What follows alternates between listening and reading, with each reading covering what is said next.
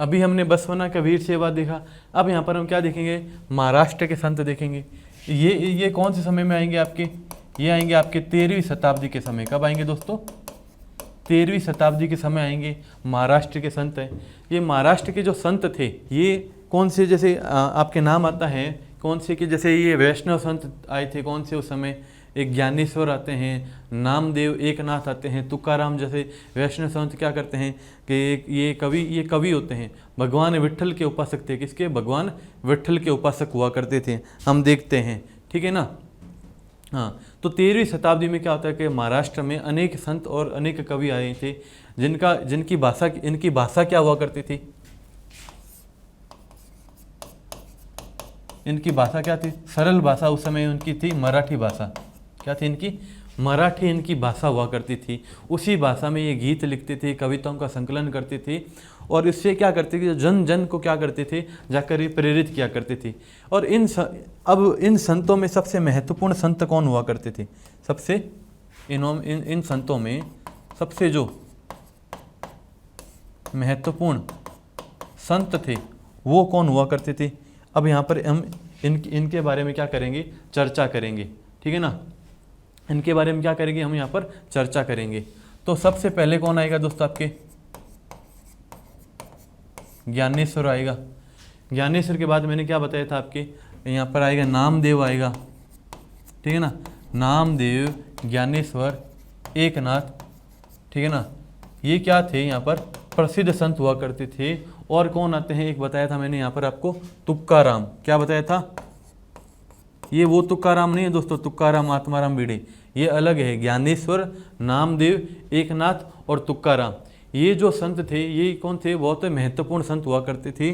तथा इनके साथ में एक जो थी महिला संत भी हुआ करती थी। कौन थी, एक महिला संत हुआ करती थी, कौन सी, सखुबाई। अब हमने अलवार और नैनारों के बारे में पढ़ा था 7वीं से लेकर अभी तक, जो आपकी 12वीं शताब्दी तक हमने किसी भी महिला संत के बारे में यहाँ पर अध्ययन नहीं किया था। लेकिन यहाँ पर एक क्या नाम आया है दोस्तों, महाराष्ट्र के संतों में सखुबाई आया है। इन जैसी जो ये पुरुष और स्त्रियाँ क्या थी, ये बहुत ही प्रसिद्ध यहाँ पर संत हुए थे।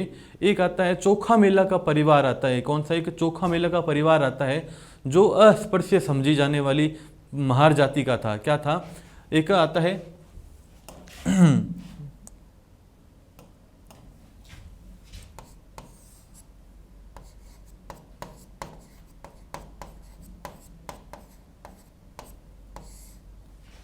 क्या आता है दोस्तों, एक चोखा मेला। चोखा मेला का एक पूरा परिवार ही आ जाता है यहाँ पर, इसी संतों की श्रेणी में। जो प्रसिद्ध संत हुए थे उनकी श्रेणी में आता है। यह क्या था, एक अस्पृश्य जाति का परिवार था, ठीक है ना। जो क्या था, ये आता है, ये कौन सी जाति का, महार जाति का था। कौन सी जाति का था ये दोस्तों, आपके महार जाति। इसमें भी कौन सी जाति थी, अस्पृश्य में, ये आपके महार जाति का ये परिवार था, ठीक है ना। यह भी इन्हीं महत्वपूर्ण संतों में शामिल था। यह भी इन्हीं महत्वपूर्ण संतों में क्या था, यहाँ पर शामिल था, ठीक है दोस्तों। और यह परंपरा क्या थी आपके, ये एक महाराष्ट्र में एक जगह पड़ती है क्षेत्रीय, पंढरपुर में। विट्ठल जो है क्या था, पंढरपुर में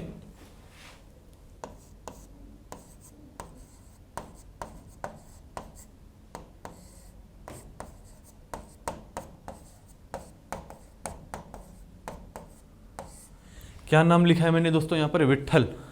ये विट्ठल क्या था दोस्तों, जो ये विट्ठल था, ये विट्ठल क्या था, विष्णु का रूप था। क्या था दोस्तों, क्या बताया गया है, ये पंढरपुर में ये विट्ठल क्या था, विष्णु का रूप था। और जन और मन के हृदय में क्या था, ये विराजमान था। जन और मन के हृदय में ये क्या थे, विट्ठल आपके विराजमान थे। मतलब ये ईश्वर के रूप में विराजमान थे। किसके रूप में, यहाँ पर ये एक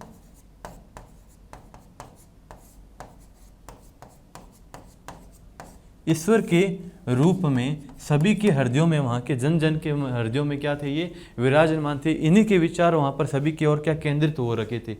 और इन संत कवियों ने क्या किया था दोस्तों, ये संत कवि क्या करते हैं, इस पंढरपुर के विट्ठल जी की क्या करते हैं, यहाँ पर वार्षिक तीर्थ यात्राएं करते थे। और इसी वजह से जो ये विट्ठल संप्रदाय है ये भक्ति के शक्तिशाली के उपादान के रूप में यहाँ पर इसका उदय हुआ था और लोगों में ये क्या था, काफ़ी लोकप्रिय हो गया था। और बताया जाता है कि जैसे विट्ठल विट्ठल विट्ठल विट्ठल कुछ इस प्रकार का एक नाम बोला करते थे, इसी प्रकार के नाम का क्या करते थे, एक जप किया करते थे। ठीक है दोस्तों।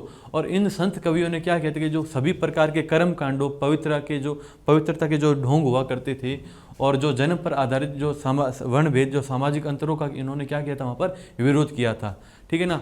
और इन्होंने क्या किया था, जो सन्यास के विचार को भी ठुकरा दिया था और किसी भी प्रकार के जो अन्य व्यक्ति की जो रोजी रोटी कमाते हुए परिवार के साथ रहते थे उनको बोला था कि जो आप विनम्रतापूर्वक ज़रूरतमंद साथी व्यक्तियों की सेवा करते हुए जीवन बिताने को इन्होंने अधिक पसंद किया था। ठीक है ना।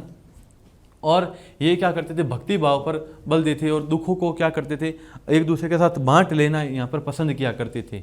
और इन्होंने एक मतलब एक नई विचारधारा को उद्भव हुआ था जो मानवतावादी विचारधारा बताया जाता है। ठीक है ना।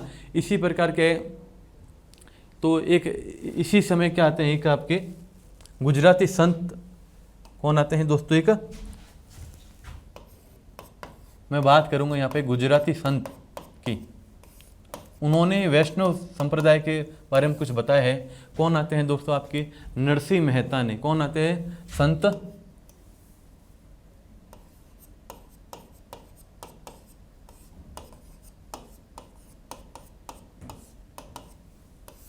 गुजराती संत आते हैं नरसिंह मेहता दोस्तों।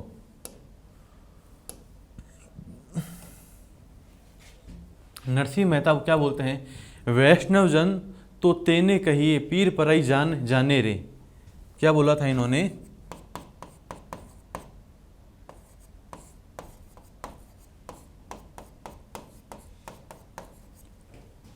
वैष्णव जन तो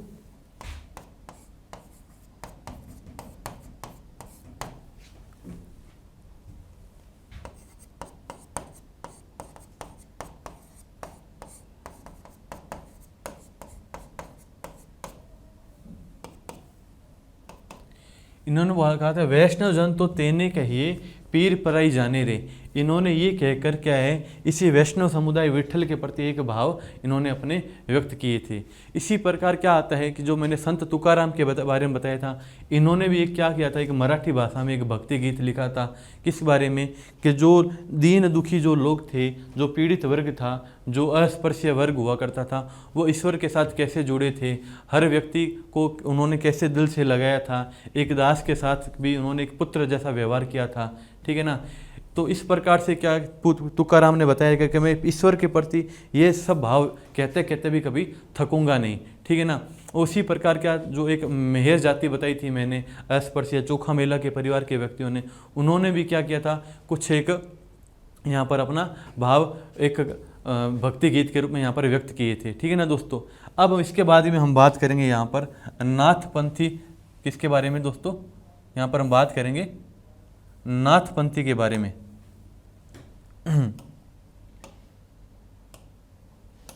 नाथपंथी सिद्ध और योगी, नाथपंथी सिद्ध और योगी के बारे में बात करेंगे। यह भी क्या थे दोस्तों, एक धार्मिक समूह के रूप में यहाँ से उभरे थे। किसके रूप में, यह भी एक धार्मिक समूह के रूप में उभरे थे। इस समुदाय ने क्या किया था, संसार का परित्याग करने का समर्थन किया था। किसका किया था इन्होंने, इस समुदाय ने जो नाथपंथी सिद्ध थे, इन्होंने क्या किया, किसका समर्थन किया था, संसार का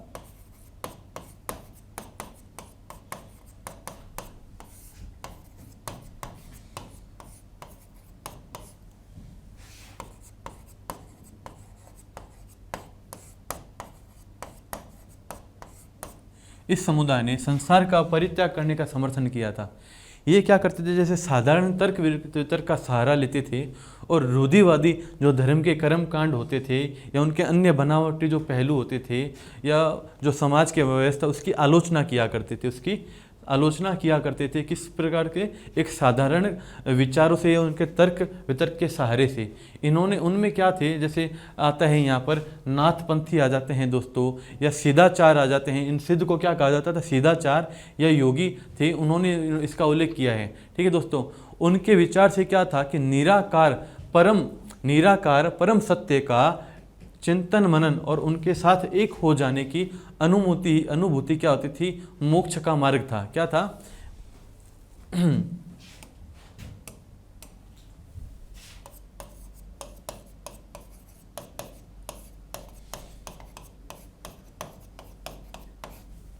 इन्होंने एक शब्द यूज किया था कि निराकार परम सत्य। इस निराकार परम सत्य का ये क्या करते थे, मन ही मन चिंतन किया करते थे, और उसके साथ क्या करते थे कि एक ध्यान लगा कर उसका चिंतन किया करते थे, और उसी के साथ जुड़ने की जो एक अनुभूति होती थी वही क्या था, एक मोक्ष का एक मार्ग होता था। ठीक है दोस्तों, और इन्होंने इसका जो इससे जुड़ने का, इसमें जो चिंतन मनन करने का जो साधन बनाया था वो क्या था, एक तो प्राणायाम,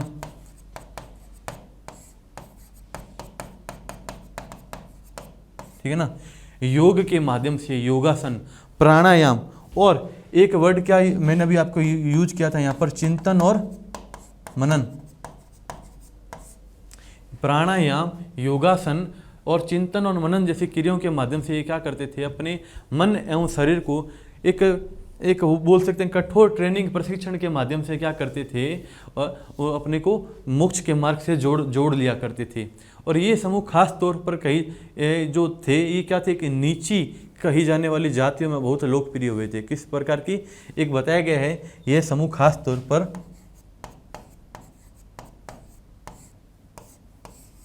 नीची क्या थी, एक कुछ वहाँ उस समय कुछ जाति कही जाती थी, उस जाति में ये क्या हुआ था, बहुत लोकप्रिय हो गए थे, बहुत लोकप्रिय हो गए थे। उनके द्वारा जो रूढ़िवादी जो धर्म की आलोचनाएं थी वह क्या थी कि भक्ति में एक भक्ति के धर्म का आधार बन गई थी। और आगे चल के ये क्या था, आपके आगे चलकर क्या हुआ था कि उत्तर भारत में लोकप्रिय हो गया था। कहाँ पे दोस्तों, यह कहाँ पे लोकप्रिय होता है आपके, आगे जाकर उत्तर भारत में क्या होता है, यह लोकप्रिय हो गए थे। ठीक है ना दोस्तों। अब ये संत क्या हो गए आपके यहाँ पर, नाथपंथी वगैरह ये हो चुके हैं दोस्तों। ठीक है दोस्तों, ये कुंडल और कंडल वगैरह ये इस प्रकार के कुछ इस प्रकार की लकड़ी हुआ करती थी। ठीक है ना, इस प्रकार का ये रखा करते थे, इस पर हाथ रख के ये साधना किया करते थे। ठीक है ना, ठीक है, काफ़ी सारी चीज़ें हुआ करती थी उनके माध्यम से। और ये क्या करते थे, जैसे ये जंगल में बैठ के, झोंपड़ियों में बैठकर आग के पास रह के तपस्या किया करते थे। ठीक है ना दोस्तों। तो अब नाथपंथी, सिद्ध और इनके बाद में क्या आता है दोस्तों, आपके यहाँ पर हम देखेंगे इस्लाम और सूफी मत के बारे में। किसके बारे में, इस्लाम और सूफी मत के बारे में। अब आता है दोस्तों इस्लाम के बारे में। ये जो संत और जो ये सूफी थे, इनमें बहुत अधिक समानता हुआ करती थी। क्या थी, बहुत अधिक समानता थी। यहाँ तक कि यह भी माना गया, इस समय यह भी माना गया था कि इन्होंने क्या किया था, आपस में अपने विचारों का आदान प्रदान भी किया था। ठीक है ना, और उन्हें एक दूसरे के विचारों को इन्होंने अपनाया भी था। एक दूसरे के विचारों को इन्होंने क्या किया था, अपनाया भी था। ये जो सूफी हुआ करते थे, ये जो दोस्तों ये जो सूफी हुआ करते थे, ये क्या थे, बहुत ही जो सूफी संत थे, ये बहुत ये जो मुसलमान थे, ये रहस्यवादी मुसलमान हुआ करते थे। सूफी मुसलमान रहस्यवादी हुआ करते थे। वे क्या करते थे कि धर्म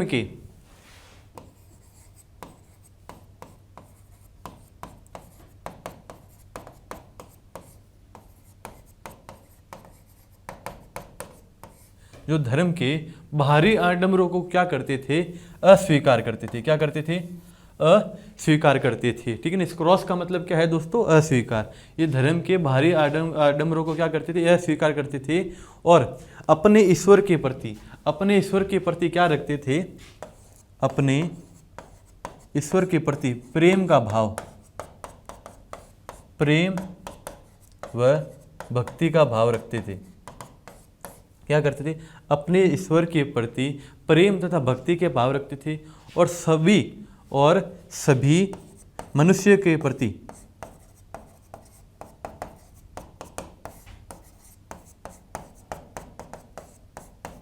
दया भाव रखते थे। और क्या रखते थे, ईश्वर के साथ साथ सभी मनुष्य के प्रति भी क्या रखते थे, ये आपके दया भाव रखते थे। ठीक है ना दोस्तों। अब आता है यहाँ पर, अब ये तो हो गया आपके सूफी मत के बारे में। क्या आ गया, ये सूफी मत के बारे में। अब यहाँ पर लेते हैं हम इस्लाम के बारे में। किसके बारे में दोस्तों, अब यहाँ पर क्या लेते हैं हम, इस्लाम के बारे में लेते हैं। ठीक है ना, ठीक है ना। अब यहाँ पर हम क्या लेंगे, इस्लाम के बारे में लेंगे।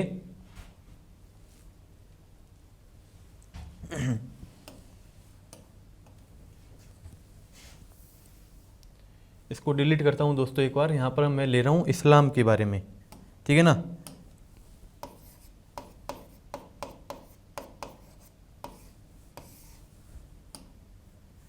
अब इस्लाम में दोस्तों सबसे बड़ी बात क्या आती है, एकेश्वरवाद। एक वर्ड आ रहा है, क्या क्या शब्द ये आ रहा है यहाँ पर, एकेश्वरवाद। एकेश्वरवाद का मतलब क्या होता है कि इन्होंने अल्लाह के प्रति अपना जो इनका ईश्वर था, कौन इनके ईश्वर कौन है, अल्लाह, अल्लाह के प्रति संपूर्ण या पूर्ण समर्पण का दृढ़ता से क्या करते हैं, प्रचार करते हैं। अल्लाह के प्रति पूर्ण दृढ़ता के साथ ये क्या करेंगे, वहाँ पर इनका प्रचार प्रसार करते हैं। अब हम बात करेंगे यहाँ पर 8वीं व 9वीं शताब्दी की, किसकी, वापस चलते हैं हम 17वीं शताब्दी से पीछे की तरफ, 8वीं व 9वीं सदी या शताब्दी की हम बात करते हैं यहाँ पर, कि इनमें क्या हुआ था कि 8वीं व 9वीं सदी में कि धार्मिक विद्वानों ने क्या किया था कि पवित्र, इनका पवित्र कानून क्या था दोस्तों, इस्लाम का इनका पवित्र कानून था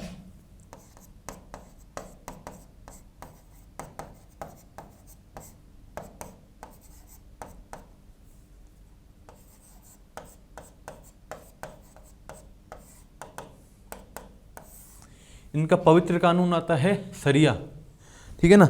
इन्होंने अपने 8वीं और 9वीं शताब्दी में धार्मिक विद्वानों ने पवित्र कानून शरिया और अपने इस्लामिक धर्मशास्त्रों के जो अलग अलग पहलू थे, विभिन्न पहलुओं को विकसित किया था। इस्लाम, इसकी वजह से क्या हो रहा था कि इस्लाम धीरे धीरे और इसका जो धर्म था वो जटिल होता गया। तो इसकी वजह से, जबकि सूफियों ने क्या किया था, एक अलग रास्ता दिखाया इस्लाम में भक्ति के लिए। इन्होंने, जो ये सूफी संत आए थे, ये क्या करते हैं, एक नया रास्ता दिखाते हैं जो ईश्वर के प्रति क्या होता है, इन्होंने ईश्वर के लिए व्यक्तिगत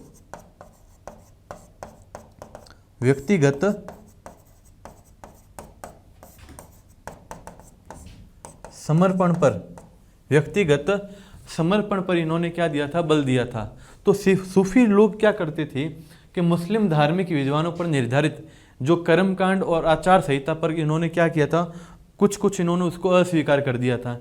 वे ईश्वर के साथ ठीक उसी प्रकार से जुड़ा रहना चाहते थे जिस प्रकार क्या होता है दोस्तों, एक नाव क्या होती है, एक नदी या तालाब से जुड़ी रहती है। जिस प्रकार एक प्रेमी क्या करता है कि इस दुनिया की परवाह किए बिना क्या करता है, अपनी प्रियतमा के साथ जुड़ा रहता है। क्या करता है एक प्रेमी, बिना किसी परवाह के, बिना किसी डर के अपनी प्रियतमा के साथ क्या रहता है, जुड़ा रहना चाहता है। उसी प्रकार ये सूफी क्या करते थे कि व्यक्तिगत अपने ईश्वर के साथ उसी भक्ति और उसी प्रेम के साथ जुड़ा रहना चाहते थे। और कुछ संत और कवि क्या करते थे, वो भी सूफी लोग अपनी भावनाओं के, सूफी भक्ति से क्या करते थे, अपनी भावना को व्यक्त करने के लिए क्या करते थे, कुछ काव्य रचनाएं किया करते थे। जो जैसे गद्य जो एक शैली होती है, उसमें विस्तृत साहित्य तथा किस्से कहानियाँ इन सूफी संतों के क्या हुए थे, इर्द गिर्द विकसित होने लगी थी। अब बात करेंगे यहाँ पर हम जो महान, किसकी बात करेंगे दोस्तों, हम यहाँ पर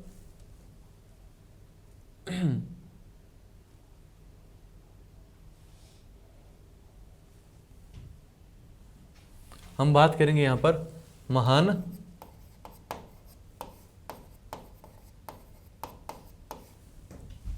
अब हम यहाँ पर देखते हैं कि मध्य एशिया के जो महान सूफी संतों में कौन कौन से नाम यहाँ पर उल्लेखनीय हुए थे, कहाँ पे, महान सूफी संतों के बारे में। और महान सूफी संत कहाँ पे भी आते हैं, वो भी कहाँ पर, आपके मध्य एशिया की बात करते हैं। तो मध्य एशिया में जो महान सूफी संतों के नाम आते हैं, कौन कौन से नाम आए थे उस समय दोस्तों, एक चर्चा उनके बारे में देख लेते हैं। जैसे आपके रूमी आए थे, सादी आए थे, गजाली आए थे। कौन आए थे, रूमी, गजाली व सादी संतों के जो नाम आते हैं वह बहुत उस समय क्या होते हैं, प्रसिद्ध और उल्लेखनीय होने लगे थे। जैसे मैंने आपको बताया था कि नाथपंथी और सीधों में जो योगियों की तरह क्या थे, कि योग जो उनकी जो जैसे प्रक्रिया थी कि सूफी भी यही मानते थे कि दुनिया के प्रति अलग नज़रिया अपनाने के लिए क्या करना पड़ता है, दिल को सिखाया और पढ़ाया जा सकता है। उन्होंने क्या किया था कि ये जो सूफी संत आए थे, उन्होंने किसी औलिया, क्या था दोस्तों, औलिया व, मैं नाम लिख रहा हूँ, क्या लिख रहा हूँ दोस्तों, ये जो सूफी संत थे इन्होंने क्या किया था कि अपने औलिया या पीर की देख रेख में, औलिया या पीर की देख रेख में जिक्र किया था। क्या किया था? औलिया या पीर की देख रेख में जिक्र। अब ये जिक्र ये नहीं कि ये जिक्र वो नहीं कि चर्चा वाला जिक्र है दोस्तों। इस जिक्र का मतलब क्या होता है? नाम का जाप किया था। ये क्या करते हैं? अपने ईश्वर के नाम का, उन्होंने उनकी देखरेख में नाम का जाप किया था, चिंतन किया था, या एक समा लगाया था। उस समा को क्या कहा जाता है दोस्तों? समा मतलब गाना, ठीक है ना। क्या कहता? समा किया था, जिसे क्या कहा जाता है? गाना कहा जाता है। इन्होंने नृत्य को क्या कहा था? रक्स।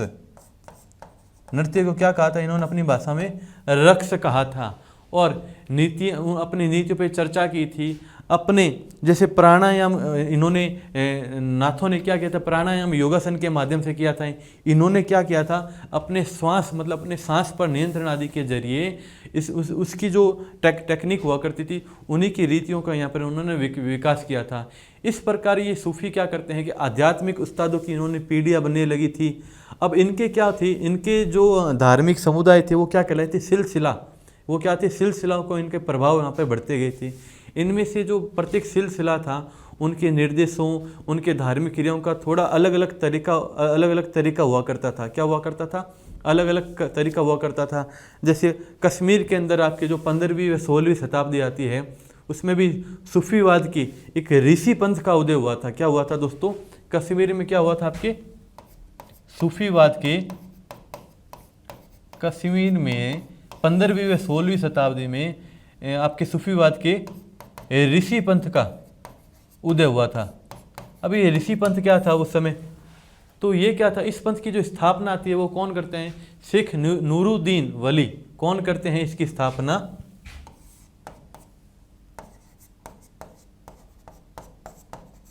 शेख का कौन आते हैं? नूरुद्दीन। शेख नूरुद्दीन वली ने इसकी स्थापना की थी, जिन्हें नंद ऋषि के नाम से भी जाना जाता था। किसके नाम से दोस्तों? जिन्हें नंद ऋषि के नाम से भी जाना जाता था। और जिसने कश्मीर के लोगों के जीवन पर क्या किया था? अपने इस पंथ की वजह से बहुत एक अच्छा और गहरा प्रभाव डाला था। ठीक है। और कई स्मारक कश्मीर के कई भागों में पाए जाते हैं। इनके कई स्मारक इनके कश्मीर के कई भागों में इनके पाए जाते हैं। ठीक है ना दोस्तों। अब यहाँ पर बात करेंगे कि 11वीं शताब्दी में जो अनेक सूफी जन जो मध्य एशिया में आए थे, जो मध्य एशिया से आकर क्या करते हैं?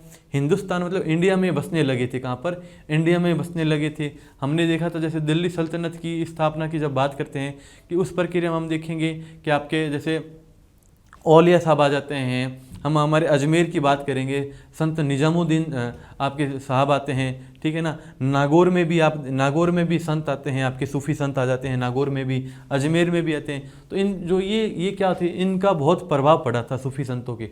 इनके अलग अलग क्या थे? अपने सिलसिले थे इनका, कि इस महाद्वीप पर क्या था? प्रभाव पड़ा था। और ये जैसे आपके चिश्ती सिलसिला चला था। कौन सा दोस्तों? चिश्ती सिलसिला आता है आपके एक तो।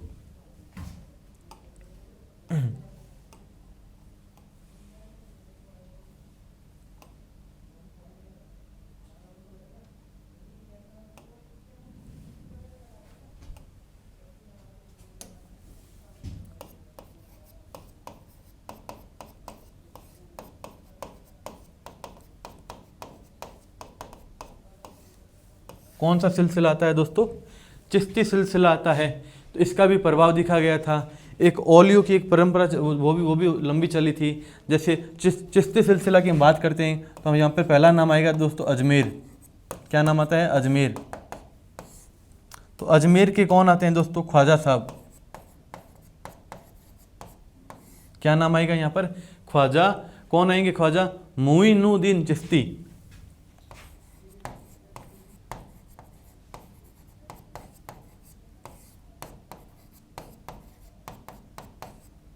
क्या नाम आता है दोस्तों? ख्वाजा मोइनुद्दीन चिश्ती आता है। फिर दिल्ली के कौन आते हैं दोस्तों? कुतुबुद्दीन बख्तियार काकी। दिल्ली के कौन आते हैं?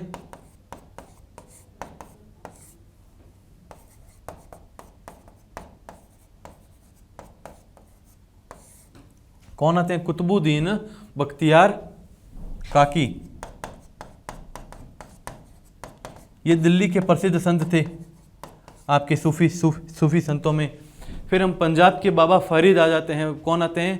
पंजाब के बाबा फरीद आ जाते हैं। और दिल्ली में एक और आते हैं। कौन आते हैं दोस्तों? ख्वाजा निजामुद्दीन औलिया। ख्वाजा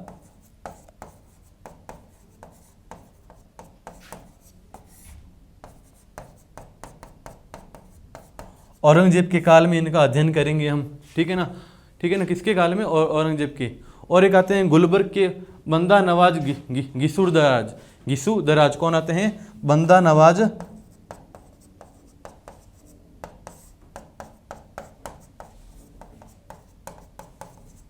ठीक है ना, बंदा नवाज गिसु दराज आ जाते हैं। कौन आते हैं वो? गिसु दराज आ जाते हैं। बंदा नवाज कहाँ के? गुलबर्ग के आ जाते हैं। अब क्या आते हैं, इन सूफी जो संत थे इन्होंने क्या किया था, अपनी जो खानका हुआ करती थी उसमें ये बैठक का आयोजन करते थे और सभी प्रकार के जहाँ पे जो इनके भक्त हुआ करते थे वो वहाँ पर आ जाते थे। और शाही घराने के लोग भी यहाँ पर क्या होते थे, आया करते थे, वो भी इनमें शामिल हुआ करते थे। ये क्या करते थे, आध्यात्मिक विषयों पर चर्चा किया करते थे और जो दुनियादारी की जो समस्याएं होती थी उनको सुलझाने के लिए संतों से ही लोग यहाँ पर आशीर्वाद मांगा करते थे। ठीक है, यहाँ पर क्या होता था, जो संगीत और नृत्यों के जलसों में भी ये शामिल होकर एक अपना उसका भी एक भक्ति का एक माध्यम हुआ करता था। ठीक है ना। अक्सर लोग उस समय क्या समझते थे, जो सूफ़ी औलिया के पास क्या होती थी कि समझा करते कि इन सूफ़ी औलियों के पास एक चमत्कारी क्या थी, शक्तियाँ होती थी जिनसे ये आम लोगों की बीमारियाँ, उनके तकलीफ़ों को क्या करते थे, दूर कर दिया करते थे। और सूफ़ी संत की दरगाह क्या थी, एक तीर्थ स्थल बन जाता था जहाँ सभी ईमान धर्म के लोग हजारों की संख्या में वहाँ पर क्या होते थे दोस्तों, इकट्ठा हुआ करते थे। क्या हुआ करते थे, इकट्ठा हुआ करते थे। ठीक है ना दोस्तों। हाँ, तो एक आते हैं आपके जलालुद्दीन रूमी आते हैं। वह क्या करते हैं कि 13वीं सदी का बहुत महान एक सूफी शायर था। कौन था? जलालुद्दीन रूमी 13वीं सदी के महान सूफी शायर हुआ करते थे। और वह कहाँ से, वह आपके ईरान के रहने वाले थे। ठीक है, वह क्या करते हैं, अपनी जो कविताएं, जो काव्य होते हैं उनकी फारसी के अंदर उसकी रचना किया करते हैं, फारसी के अंदर रचना किया करते हैं। तो उन्होंने भी क्या किए हैं, अपने मतलब अपने मालिक या ईश्वर की खोज में कुछ रचना लिखी है। ठीक है दोस्तों। अब हम यहाँ पर बात करेंगे आपके उत्तर भारत में जो धार्मिक बदलाव आए थे, इसके बाद में इस्लाम और सूफी मत के बाद में जो उत्तर भारत में आपके धार्मिक बदलाव आते हैं उन पर हम क्या करेंगे, यहाँ पर चर्चा करेंगे। ठीक है, उत्तर भारत में जो धार्मिक बदलाव कब आते हैं, जैसे हम यहाँ पर बात करेंगे 16वीं शताब्दी में। ठीक है, अब इससे पहले 16वीं शताब्दी की बात करते हैं तो ये पश्चिम भारत की ओर चला जाता है, आपके पश्चिम बंगाल की तरफ चले जाते हैं। तो वहाँ पर एक आते हैं चैतन्य देव आते हैं। तो चैतन्य देव क्या करते हैं कि 16वीं शताब्दी के बंगाल में एक भक्ति संत थे। इन्होंने ये किसकी करते हैं, चैतन्य महादेव आपके कृष्ण और राधा की भक्ति करते हैं। हम वर्तमान के आपके उत्तर प्रदेश के जब वृंदावन और मथुरा की जब हम यात्रा करते हैं तब वहाँ पर हम इनके काफ़ी सारे वहाँ पर इनके हम कुछ आश्रम के रूप में एक जगह देख सकते हैं। ठीक है ना दोस्तों।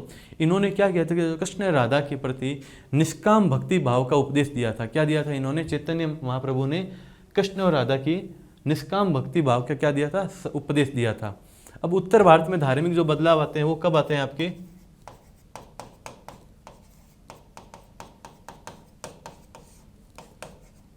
13वीं शताब्दी में आते हैं। कब आएंगे आपके 13वीं शताब्दी में आते हैं। उत्तर भारत में उस समय भक्ति आंदोलन एक नई लहर आई थी। क्या आई थी, एक नई लहर आई थी और एक ऐसा युग आया था जहाँ पे ब्राह्मणवादी दोस्तों, इस्लाम, ब्राह्मणवादी, हिंदू धर्म या सूफी मत या भक्ति की विभिन्न धाराओं ने, या जैसे हमने पढ़ा नाथपंथी या सिद्ध आए थे या योगियों ने क्या किया था कि एक परस्पर एक दूसरे को क्या किया था, उन्होंने एक दूसरे को बहुत एक दूसरे से बहुत प्रभावित हुए थे। जैसे मैंने आपको बताया, उन्होंने अपने विचारों का आदान प्रदान किया और उसको अपनाया भी था। ठीक है ना दोस्तों। और धीरे धीरे उत्तर भारत में भी क्या था, भक्ति और सूफी इनका क्या होने लगा था, वहाँ पर उद्भव होने लगा था और उनमें वहाँ पर भी क्या कुछ परिवर्तन आने लगे थे। कुछ ऐसे लोग जो विशेष रूप से जो शिल्पी हुआ करते थे, किसान हुआ करते थे, या व्यापारी या मजदूर वर्ग के लोग थे, इन वो क्या हुए कि इन संतों के विचारों को सुनने के लिए इकट्ठे हो जाते थे, और वे उनका क्या करते थे, वे लोग उनका प्रचार प्रसार क्या करते थे, उनके अनुयायी बनने लगे थे। उनमें से आपके कौन आते हैं दोस्तों, उनमें से जो आपके प्रसिद्ध लोग आते हैं उन संतों में, सबसे प्रसिद्ध में कौन आते हैं, जैसे आपके कबीर, कौन आते हैं, एक नाम यहाँ पर हम ले सकते हैं, संत कबीर आ सकते हैं। और हम बात करेंगे जैसे बाबा गुरु नानक देव,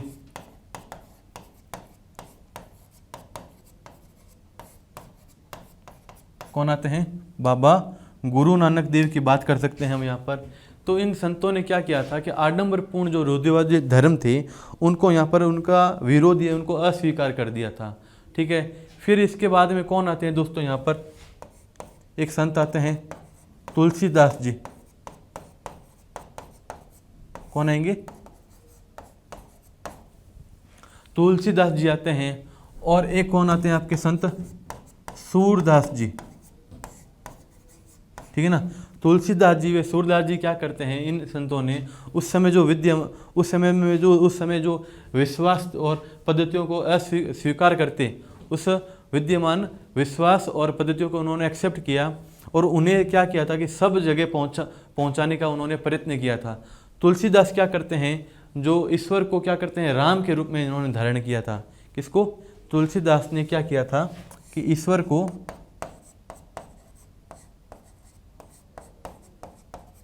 राम के रूप में इन्होंने धारण कर लिया था तुलसीदास जी ने। ठीक है, और क्या बताया जाता है कि ये किस भाषा में करते हैं दोस्तों, अवधी,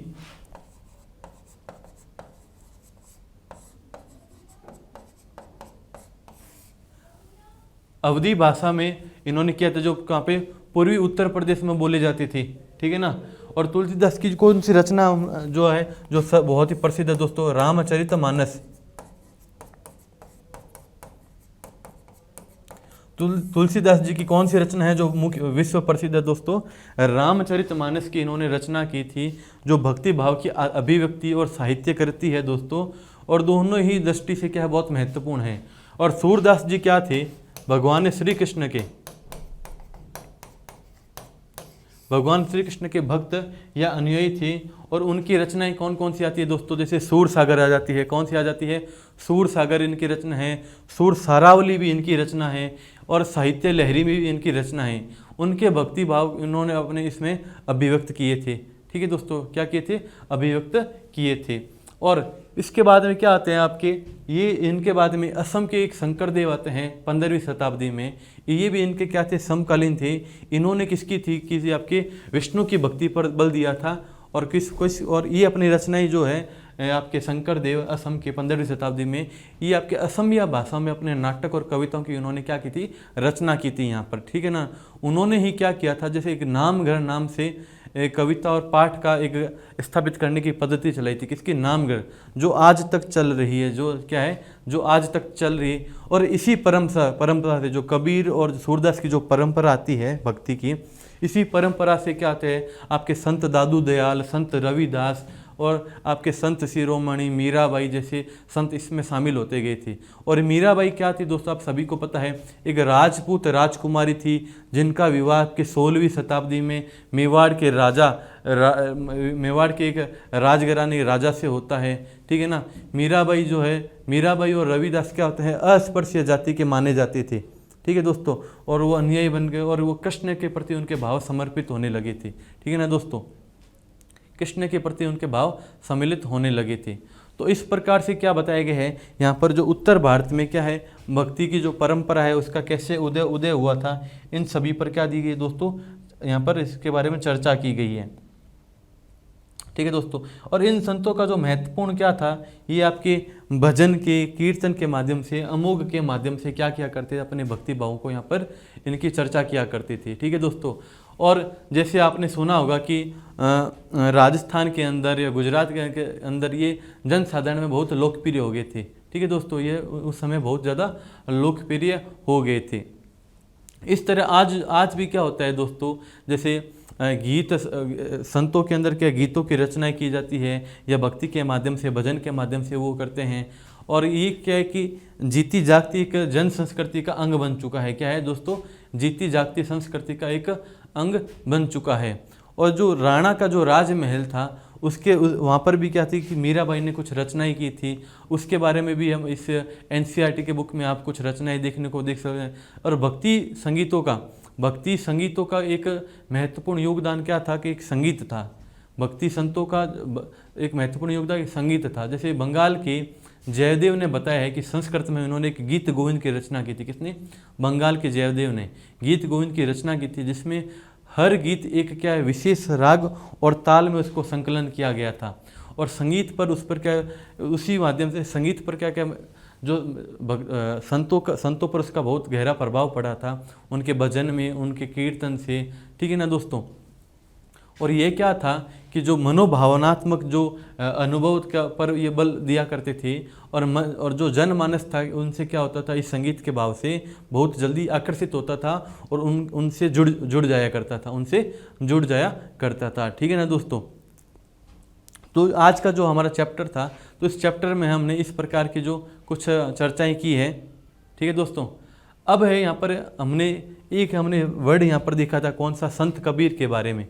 संत कबीर आते हैं, ये कब आते हैं दोस्तों? आपके 15वीं-16वीं सदी में आए थे और बहुत प्रभावशाली संत थे दोस्तों। उनका जो संत कबीर का जो चर्चा बता देता हूँ, इनका जो पालन पोषण होता है वो बनारस में था। ठीक है ना। और आसपास के एक मुसलमान जुल्हा, यानी जुल्हा मतलब क्या होता है? एक बुनकर होते हैं, उसके परिवार में इनका लालन पालन हुआ था। इनके जन्म के बारे में कोई प्रमाणित साक्ष्य है नहीं। और हम उनके विचारों की जानकारी उनकी साखियों और पदों के विशाल संग्रह जो इनकी साखी और जो इनके पद की जो रचनाएं हुई थी उनसे हमें मिलती है। और इनके बारे में क्या कहा जाता है? इनकी रचना तो कबीर ने की थी, परंतु ये घुमंतु भजन गायक द्वारा गाए जाते हैं। मैंने आपको बताया था ये क्या थे? घुमंतु हुआ करते थे। कुछ भजन तो क्या थे, जैसे गुरु ग्रंथ साहब और पंचवाणी और बिजक में भी संग्रहित हैं। ठीक है ना। कबीर की एक रचना आती है दोस्तों, अल्लाह राम ज्यूं तेरे नाई, अल्लाह राम ज्यूं तेरे नाई, बंदे ऊपरी मिहिर करो मेरे साईं, क्या ले माटी भूई सूं, मारे क्या जल देह नवाई। ठीक है ना। कुछ इस प्रकार की जो रचनाएं होती थी, लयबद्ध और तालबद्ध रचनाएं ये किया करते थे कबीर। ठीक है ना। और ये क्या करते थे? बुनकर मतलब करगा होता था, उस पर काम करते हुए कबीर उस पर बुनाई करते रहते थे और अपनी रचनाएं वहाँ पर लिखा करते थे। ठीक है दोस्तों। तो आज का जो हमारा चैप्टर है, वही आज का चैप्टर हमारा यहीं पे समाप्त होता है। ठीक है ना। और इसमें जैसे कबीर के बारे में या गुरु नानक आए थे उनके बारे में हमने यहाँ पर आते हैं। जैसे गुरु नानक का जन्म वो पाकिस्तान में ननकाना साहब में उनका जन्म होता है, तलवंडी में मैंने। और ठीक है ना। गुरु नानक ने करतारपुर में एक केंद्र स्थापित किया था, वहाँ पर कई यात्राएं की थी। ठीक है। कुछ इस प्रकार के भी, हाँ, इन सभी के बारे में मैंने आपको बताया है। और 1539 में उनकी मृत्यु के पूर्व बाबा गुरु नानक ने क्या किया था? एक अनुयायी को अपना उत्तराधिकारी चुना था। उसका नाम क्या होता है? लहणा उनका नाम होता है। लेकिन ये गुरु अंगद के नाम से बाद में जाने जाते हैं। किसके नाम से? उनके उत्तराधिकारी गुरु अंगद के नाम से जाने जाते हैं। और बाबा गुरु नानक ने ही उसको अंग माने थे। ठीक है दोस्तों। तो ये काफ़ी जो आती हैं रचनाएं होती है, और उनकी रचनाएं नानक के नाम से लिखी गई थी। किस नाम से? नानक के नाम से लिखी गई थी। तो इन सभी के बारे में हमने यहाँ पर अध्ययन किया है। ठीक है। अब इसके बाद में हम अगला चैप्टर देखेंगे अगली क्लास में हमारे। और ये जो चैप्टर है हमने ये दो भागों में यहाँ पर कंप्लीट किया है, क्योंकि ये बहुत बड़ा चैप्टर था। तो इस चैप्टर को हमें 2 दिन में यहाँ पर कंप्लीट करना पड़ा। ठीक है दोस्तों। तो फिर मिलेंगे हम हमारे अगले अंक में आपके साथ में। नमस्कार।